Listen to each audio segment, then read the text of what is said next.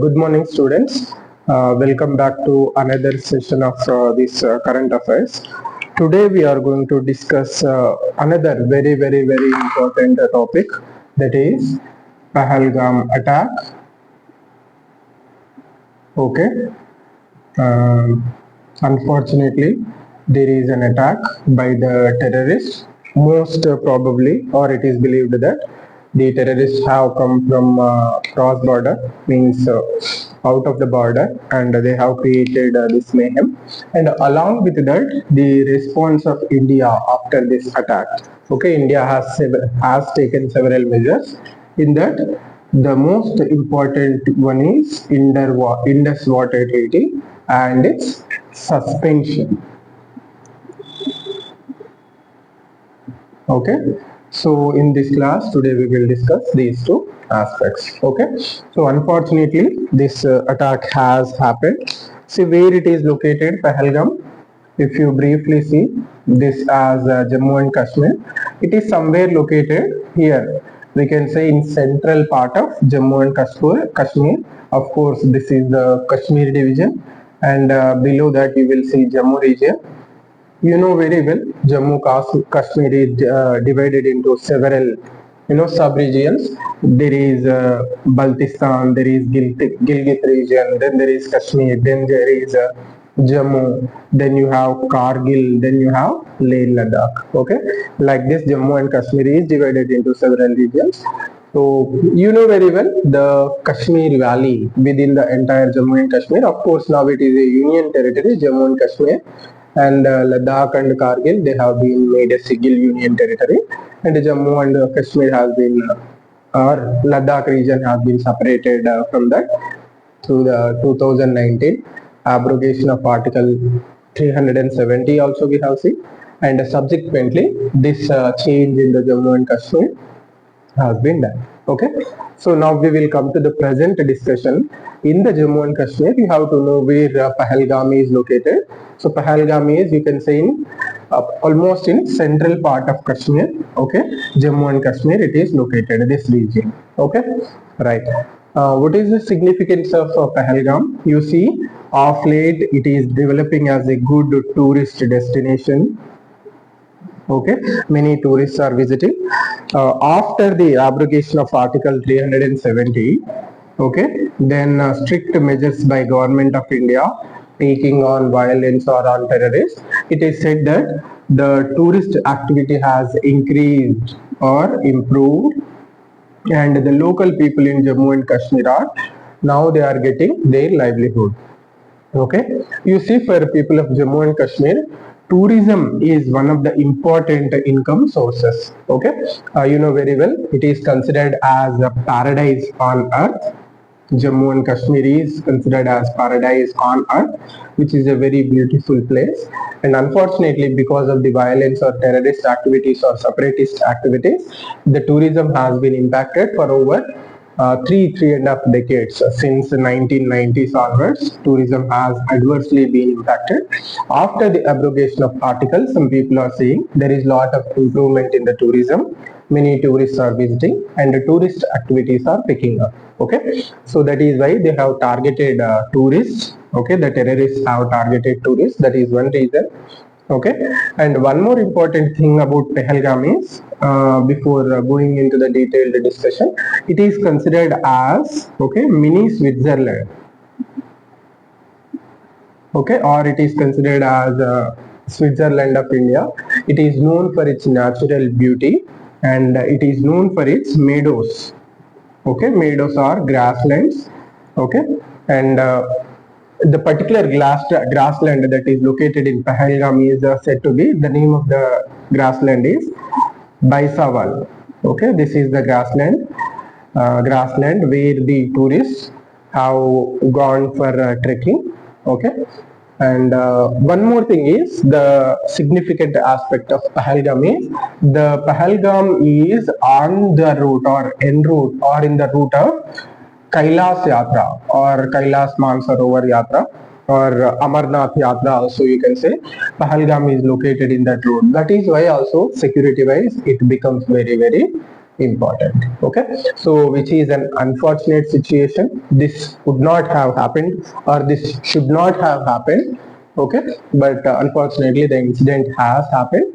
The terrorists, okay, they have targeted civilians. Okay, you see earlier the terrorists, though they were resorting to violence, one more peculiar thing about this attack is the target of these violent activities were majorly the armed forces. Okay, what are the types of security personnel present in Jammu and Kashmir? Majorly armed forces, people from army, okay, and a little bit from navy and air force also. Second is CRPF, okay, okay, Central Reserved Police Force. Then finally the police of Jammu and Kashmir. Okay, right. Generally, the target of these terrorists are the people who were, fighting for separatism or fighting for separation from India. These two forces were the primary targets of these people. Okay, armed forces and the CRPF. Of course, Jammu and Kashmir police have also been subjected to violence, but not that much. Okay, but what is the peculiarity of this activity or this incident? They have directly now targeted the civilians. Okay, this is rarely or very rarely seen in the entire episode of separatism in Jammu and Kashmir. It is not the first time.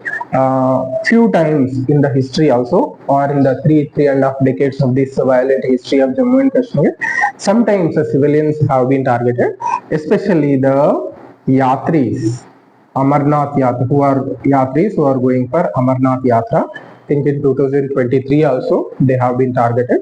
Okay, so but there was a particular target that especially the Hindu devotees who were going for Amarnath Yatra, they were targeted. And before that, the local, okay, Pandits, okay, the Kashmir Pandits have been targeted because Pandits were Hindu Brahmins. And little bit of Kashmir history you have to know. Earlier, some 7 to 8 decades, centuries back, Kashmir was a Shaivite center. It was a famous Hindu place, but because of the incoming of a Sufi saint, people have en masse converted into Islam, and only the Brahmins, Kashmiri Pandits, they remained as Hindus. So since 1990, when violence has started erupting in Jammu and Kashmir, after that, the Pandits have been targeted, and they have to leave their villages, their cities, and most of them are now living either in Jammu. Okay, Jammu means Jammu region, in temporary shelters or refugee homes, and some people are some people have been settled in Delhi also and nearby parts of Delhi, and some people have migrated to other countries like United States of America, Australia, etc., etc. They are present in many other countries. Okay, like this there are instances, and just before the elections were conducted in Jammu and Kashmir. When the local elections were conducted, the people who contested in the elections, especially from BJP, okay, Bharatiya Janata Party and other parties, these sarpanches also have been targeted. Okay, and in one odd incident, construction workers who have come from outside of the state, they were also targeted. Okay, but never, you see, we can consider this as exceptions. Of course, they have targeted civilians before also, but particularly they have selected Yatris, Amarnath Yatris, or they have selected Pandits. Attacks were focused on them. But this is, general, normal tourists have been targeted. Okay, that is the most significant aspect of this attack, and it cannot be accepted. Why? You see, this is to discourage, okay, discourage the government to the way it is promoting development in Jammu and Kashmir, or it is trying to promote tourism in Jammu and Kashmir. It is definitely, and to discourage that. And if you know very well, few months back, 3 to 4 months back, we have successfully conducted elections for Jammu and Kashmir assembly also, and a new government is installed now, and that government is working. Okay, so in this way, all people, including people of Jammu and Kashmir and even Indian government, rest of the country is also with them, and now we are trying to bring in normalcy in Jammu and Kashmir.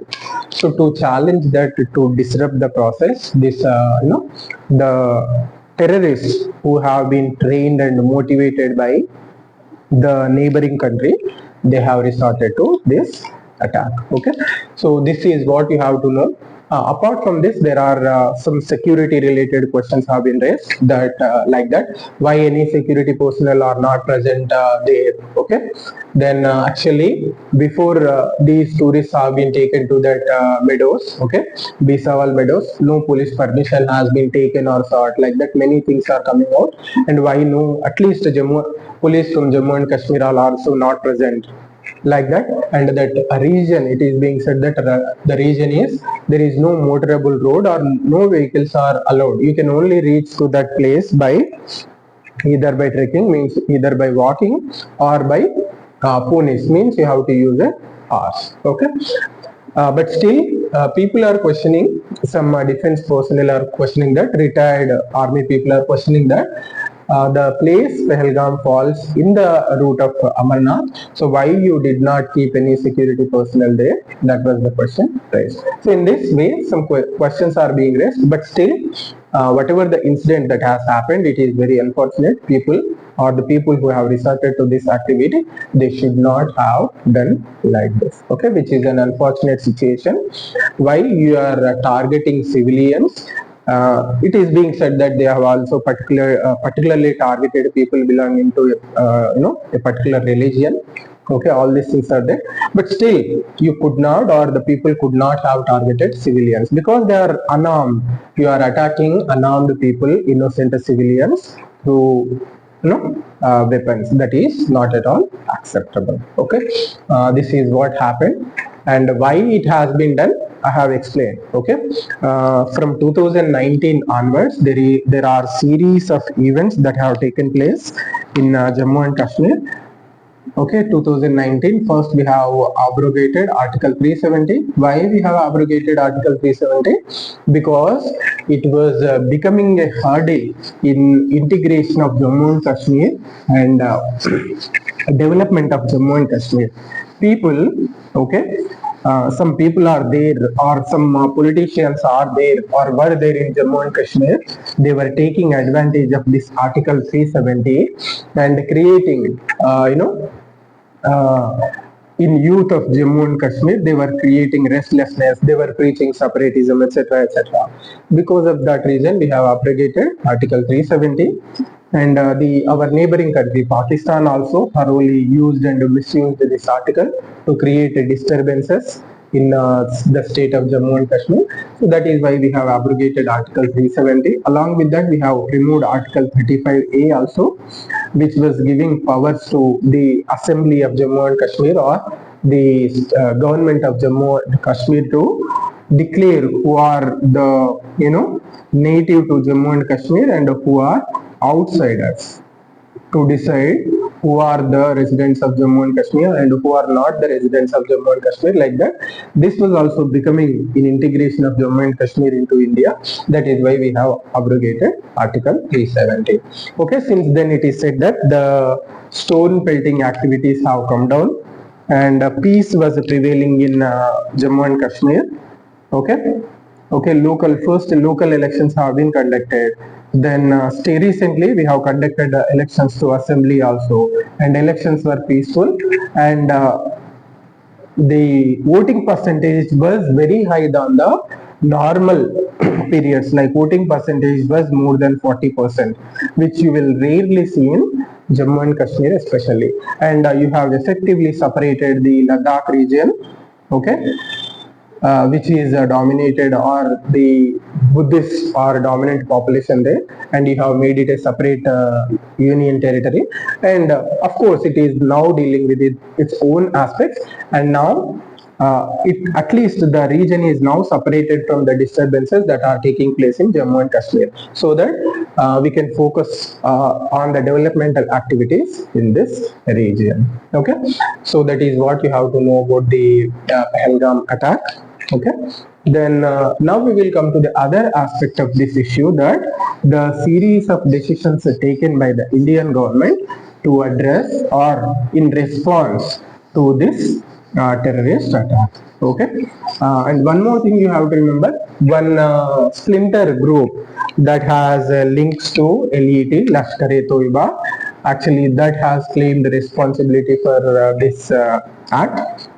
The group is being called as TRG, something like that, the resistance group, okay, which has affiliation to LET, Lashkar-e-Toiba. You know very well, Hafiz Saeed, the leader or the separatist leader who preaches, okay, this false separation of Jammu and Kashmir from India, though Jammu and Kashmir is part and parcel of India. Okay, so this is the group which has claimed the responsibility for it. Okay, right. So the next aspect is in response to this attack, the Indian government has come up with various decisions. Five, okay, decisions after the meeting. With Prime Minister and other ministers and other important personnel, they have come up with 5 decisions. In that, the most important decision is suspension of or keeping in abeyance the Indus Water Treaty. Second one is, withdrawing or asking the asking the Pakistani people to leave India within 48 hours. Then suspension of visa under the SARC exemption visa scheme.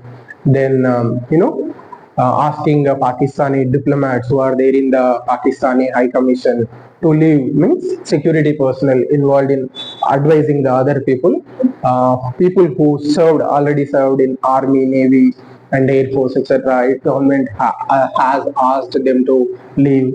Then another decision was to close the Attari border. Okay, Wagah Attari border has been closed. Like that, several series of measures have been announced by Indian government, and vice versa, when it asked the Pakistani diplomats to leave, it also withdrew its own diplomats and it asked them to come back to India. Like this, the Indian government has announced a slew of measures. In that, the very important one is the Indus Water Treaty suspension. Okay, so now we will study in detail about what is Indus Water Treaty and when it was concluded, why it was concluded, what is the treaty, and now why it has been suspended. Okay, you see, Indus Water Treaty was concluded in 1960. It is between India and Pakistan. The treaty is between India and Pakistan. Okay, right. Who mediated this treaty? The World Bank. Okay, World Bank has mediated or brokered this treaty. Why it was brokered? Because in 1947, along with the independence, the Indian subcontinent has been broken down into or bifurcated into 2 countries, Indian Dominion and Pakistan. So there were the Pakistani leaders or leaders at that time who were there, Muslim League leaders. They expressed an apprehension that in the future India may not allow the rivers to flow into Pakistan, because most of the rivers that are flowing in Pakistan or they have origination in India, or they are first flowing through India and then they are entering into Pakistan. So the Pakistani leaders have that apprehension. So they asked everybody, United States of America, etc., etc. So because to address those aspects, at the time we have agreed to that Indus Water Treaty. The treaty was signed in 1953, but it came into force. It came into effect in 1960. Okay, so what is the Indus Water Treaty? For that you have to once again understand the map of Jammu and Kashmir. Okay, so you see briefly, this is the map of Jammu and Kashmir. In this, several rivers, okay, that are flowing from India into Pakistan. Okay, so these are Indus. This is the river Indus. Ravi. Okay, sorry, this is Jhelum. Then this is Sena. Then there is Ravi. Then there is Bias. Then finally there is Satluj. Okay, like that. Bias, Ravi, then Satluj. Okay, so these are the 6 rivers, one major Indus river. I hope this is visible to you. Okay, this is the border. Briefly, I am drawing the border. Okay, this is the border and these are the rivers. Okay, so this is the Indus river. Finally, all the rivers will merge into Indus river only. These 4 rivers, Bias flows very little. But however, apart from Indus, these 5 rivers are there. What the Indus Water Treaty says, the 3 west flowing rivers. What are the 3 west flowing rivers? These 3 west flowing rivers, Indus, Jhelum, Chenab. These will be given to Pakistan. Okay, and the rest 3 east flowing rivers, that is Bias, Ravi, Bias and Satluj, these will be given to India, or they have been given to India. Okay, right.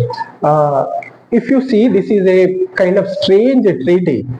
How you will divide complete when the rivers are all flowing in Indian territory also, how you will completely give that rivers to Pakistan? Still, it's unable for me to logically digest that idea or support that idea. But still, that has happened. Okay, so these 3 west flowing rivers were given to Pakistan. Okay, and 3 east flowing rivers were given to India.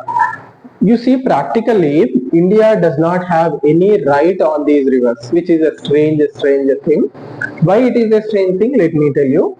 You see, India has sharing rivers with many other countries. Okay, like it is sharing rivers with China also. Okay, one famous river, one important river that is coming is Brahmaputra. Okay, we also have several apprehensions about China.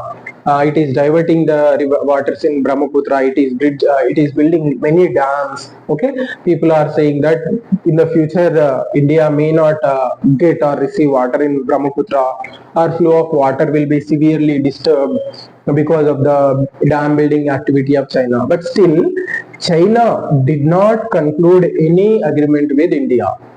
Okay, we have a lot of apprehensions about Brahmaputra, but China never given a hint of concluding a treaty with us that okay, we will not disturb the waters in Brahmaputra. Okay, then we are sharing rivers with Nepal also, we are sharing rivers with Bhutan also, and we are sharing rivers with Bangladesh also, of course with Bangladesh. Then we have given we have concluded several agreements. There is agreement on Ganga River water sharing. Okay, then several other Tista. Of course, it is a contentious issue.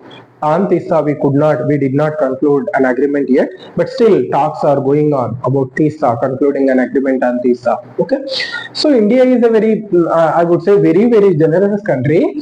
Why? Where it is remaining as a upper riparian country means the rivers are flowing in its territory before they are entering into other country. There, it generally given concluded agreements with other countries like Pakistan, Bangladesh, that you don't worry, we will give you supply. We do not obstruct the flow of water, we do not disturb the water, we will give you this much of water definitely for you.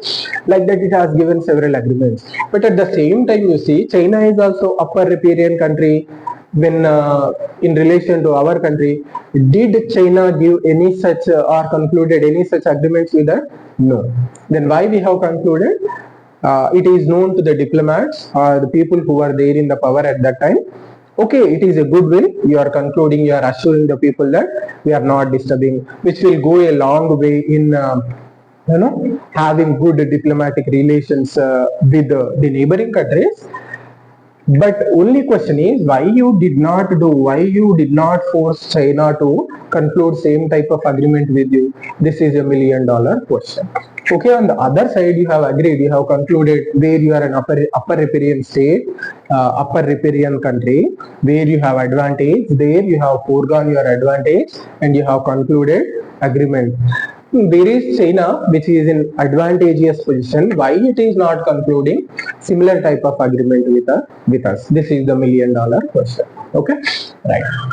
So we will come back to the Indus Water Treaty. You see here, the 3 rivers were given to Pakistan. Here, a this permission is given for India that the water in these 3 rivers, India can utilize them for non-consumptive purposes.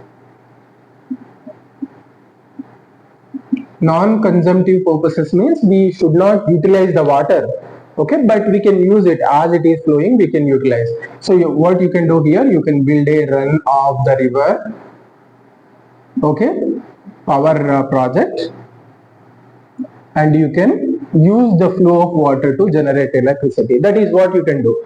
Maximum other thing you can do is you can use it for navigation. It's very difficult, you know, at these territories are very difficult for navigating, so practically you will not utilize it. And it can be utilized for fishing also, but you know very well how much fish we can catch or we can get in these rivers. You see the environment is very cold, hardly you will see any fish there, okay. Why? The phytoplankton is also not that much available in the rivers. That is why these two aspects are negligible. So what for which purpose we can utilize the water that is there in these three rivers? Only for generating electricity, okay. That too on each and every project we have built for generating electricity. On each and every project Pakistan has raised concerns or disputes, and there is a dispute resolution mechanism. If at all both the countries, any one of the country has any problem, they can appeal to the dispute resolution mechanism. That is also overseen by the World Bank only. People from both countries will be appointed. They will act as mediators and they will try to address that problem. But almost each and every project, you take Baglihar, you take Ratlam Dam, okay, then you take Kishan Ganga project. These are all the dams built on these three rivers. On each and every project, Pakistan has raised objections to just whatever projects we are building, they are only run of the river projects, okay. Run of the river projects where we can divert the water to generate electricity, okay. So that is Indus water treaty. On the rest of the three rivers we have whole and sole purpose, we can utilize the waters in them.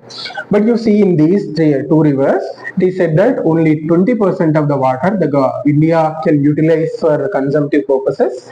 But I don't think the successive governments have taken any measures to utilize the water. You see, all these rivers are flowing through Jammu and Kashmir, which are essential for Jammu and Kashmir. But unfortunately, the people of Jammu and Kashmir are denied the benefit of utilizing these rivers. That is why it is very infamous. Okay.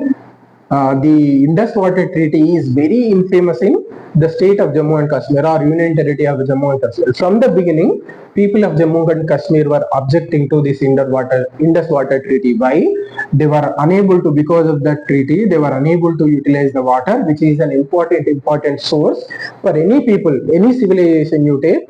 First, you require water, and the people of Jammu and Kashmir were deprived of this water. So I would say this is a strange treaty or strange agreement where you are depriving your own people the essential resource, and you are agreeing that to give it to people of course there is no wrong, you can give it to other people also. Of course the rivers are flowing in Pakistan also. Of course the people of Pakistan also have equal right to utilize this waters in this river. But first why your first point is why you are denying water to your own people? That is the important question you have to ask. So because of that reason, and acceptably, it is very unpopular within the or among the people of Jammu and Kashmir. Okay, Indus Water Treaty. Earlier also, whenever there were terrorist attacks, okay, there were violations of ceasefire, and there were attacks like Uri, etc., etc. The government has said several times that we will look into Indus Water Treaty, we will review it, etc., etc. When attack was there, Uri attack has happened, the same government, present government has said that we will review Indus Water Treaty. But I don't know what happened after that, what they have reviewed, what measures they have taken, how they have punished Pakistan by reviewing Indus Water Treaty. Nobody knows what happened after that. But this time also they are saying we are suspending Indus Water Treaty. You see, when Uri attack has happened and government said that we will review Indus Water Treaty, then experts have opined that even if the Indian government wants to stop the water flowing into Pakistan, or India wants to take its share and utilize the water that is there in three rivers, we do not have infrastructure to do that. Why? To utilize the water, first you need dam. But what are the dams you have built on these rivers? Only run of the river dams. You did not build storage dams. Only if you have storage dams and diversion canals, then you can divert the water and you can use it for agriculture purpose. When all the projects that you have built are run of the river projects and they are hydroelectric power projects, how you will store water? You need dams for storing the water. You did not build the dams.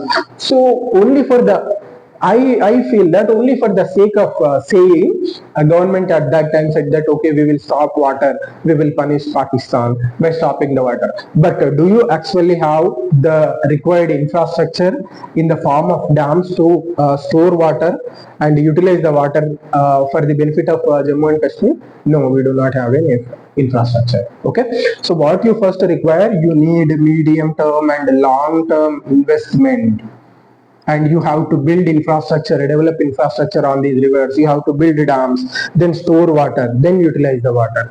Then only, then people of Jammu and Kashmir will be developed. Otherwise, it will just remain as a false promise. Okay. Anyhow, this is the Indus Water Treaty. This is the background. Partition of the country. Pakistan had several apprehensions. So generously, we have agreed for Indus Water Treaty agreement, and you see, many things have happened since 1960 also. Pakistan has waged wars on us several times. In 1962, we have faced a war with China, and after that, briefly after 1-2 years, Pakistan also attacked us. Okay, seeking the opportunity or seeing the opportunity, Pakistan also attacked us in 1964-65 that period of time. Then during 1971 Bangla Liberation War also Pakistan waged war on us. Then latest, okay, 1999 they have attacked Kargil and they tried to take away Kargil from us. Okay, so we have fought a lot of wars, and I would say each and every day there is war at the border. Okay, there is continuously ceasefire violation, there is continuously bombarding, there is continuous infiltration of Pakistani trained terrorists into India. They are coming on daily basis and they are creating disturbances. Okay, on international forums also, Pakistan is trying to unpopularize India. We have a bilateral agreement, a Shimla agreement with Pakistan. Okay, which says that the disputes between India and Pakistan have to be resolved between India and Pakistan only, or bilaterally only. They should not be discussed anywhere at the international forums. But you see, at each and every international platform, Pakistan keeps on raising the issue of Kashmir. Okay, so there are several violations. Still, we were so generous that we did not at any time, any point of time, did not think of stopping or reviewing or doing something with this Indus Water Treaty. So now people are saying that this is the best example of successful treaty between India and Pakistan, though there were a lot of disturbances. So the credit is given to World Bank. World Bank was very successful in maintaining the treaty. Okay, but if I ask you frankly, why the treaty is remaining like that? Because of the generosity of us. Okay, though Pakistan has created several troubles, several things. Okay, though it has waged war, still we were so generous that we were keeping the Indus Water Treaty like that. Okay, only because of our generosity, the treaty was remaining. Treaty was in force. Treaty was never disturbed. Okay, so we have after maybe after seven and half decades after, now we have realized that okay, we can do something with Indus Water Treaty. Okay. If our leaders were intelligent, okay, intelligent enough, they could have utilized the Indus Water Treaty to listen to make Pakistan listen to whatever we are saying. At least, the things that we are required to stop it or prevent it from, sending trained terrorists, okay, to India, or having the agreements with China, okay, that are very which are impacting our interest very severely. That is China Pakistan CPEC, China-Pakistan Indus Economic Corridor, which is going through the occupied Pak occupied Kashmir, okay, which is directly violating the sovereignty of India. You could have prevented Pakistan from doing all these things, but unfortunately, we did not utilize Indus Water Treaty or the advantage that we have with the rivers. I'm not saying that we should stop water and we should punish the people of Pakistan. If you stop water, it's not good. Why? The people of Pakistan will suffer. Innocent people of Pakistan will pop. You see, people of Pakistan are not enemies of Indian citizens. Indian people or Indian people are also not enemies of Pakistan. Frankly speaking, but why? Who is creating troubles? It is the establishment in Pakistan, okay, the army of Pakistan, the government of Pakistan, the elected leaders who are occupied several positions. They are creating hurdles to Pakistan, creating all the troubles, okay. So any activity that you are or action that you are directing against the Pakistan, that should impact the authorities or people or systems that are creating hurdles or that are creating these problems to India.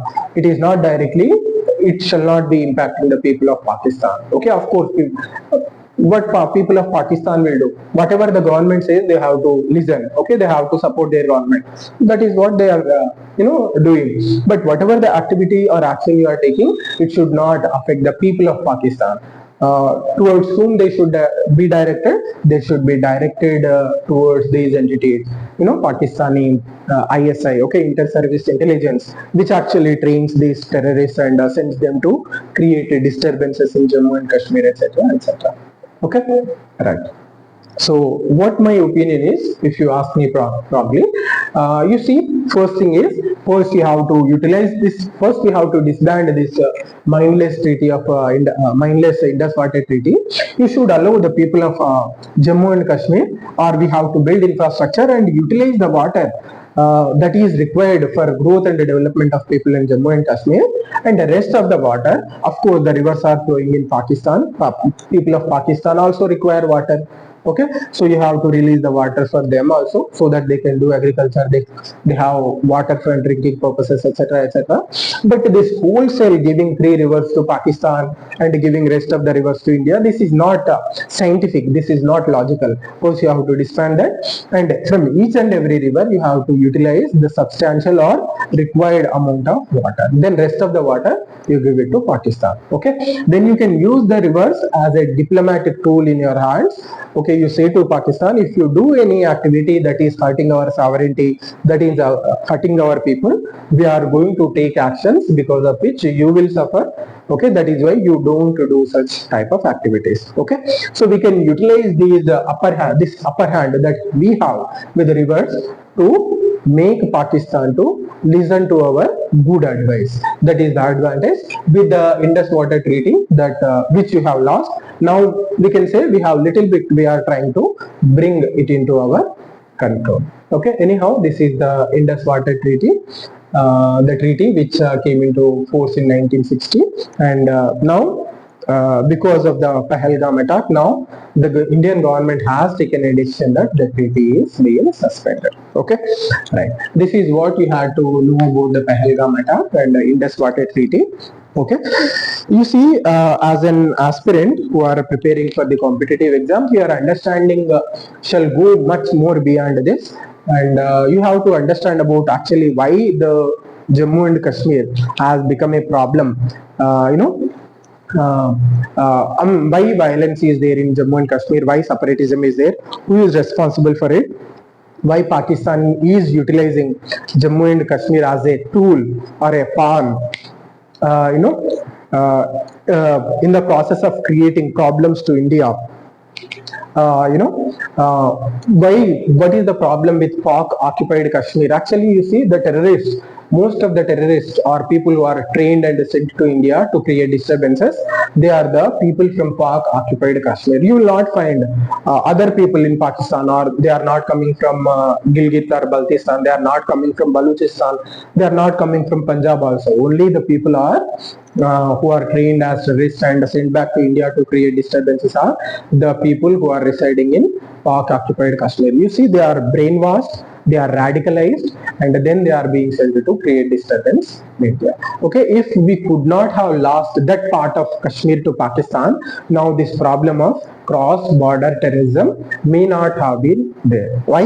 These people, okay, portion of people who went into Pakistan or occupied by Pakistan, they are being radicalized and trained, and they are being sent to India. Okay, so at least though we have lost Baltistan part also, Gilgit also, and a portion of Kashmir also, at least we should not have left Kashmir, that portion of Kashmir, though we could have left our maybe I may not be correct in saying that, but still what you want at the end of the day, you want peace. So at least this entire portion of Kashmir has been with us. Okay, the valley could have been experiencing peace, or this may not be experiencing this much of violence. Now it is experiencing.